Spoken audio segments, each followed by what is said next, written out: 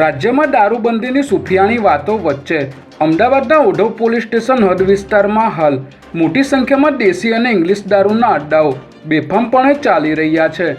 આ વિસ્તારમાં વહીવટદાર જયેશભાઈ દ્વારા દારૂના વેપલાઓને ખુલ્લેઆમ છૂટ આપી દેવામાં આવી હોય તેવું જણાઈ રહ્યું છે, કારણ કે આ વિસ્તારમાં સુનીતા ડીનો, રંગીલો લતા તેમજ સ્ક્રીન પર દર્શાવ્યા મુજબના ઘણા બુટલેગરો દેશી દારૂની હટડીઓ ચલાવીને લોકોને દારૂના નામે ધીમું ઝેર પીવડાવી રહ્યા છે।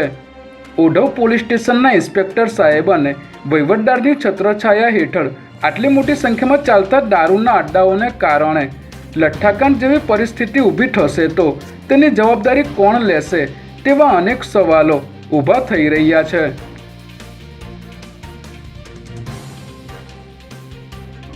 અમદાવાદ શહેર પોલીસ કમિશનર દ્વારા શહેરમાં દારૂની બદીઓને સંપૂર્ણપણે બંધ કરાવવા માટે વારંવાર સૂચનાઓ આપવા છતાં ઓઢવ પોલીસ સ્ટેશનમાં ફરજ બજાવતા પોલીસ ઇન્સ્પેક્ટરથી લઈને અન્ય પોલીસ કર્મચારીઓ કમિશનર સાહેબના આદેશને ઘોડીને પી ગયા હોય તેવું જણાઈ રહ્યું છે।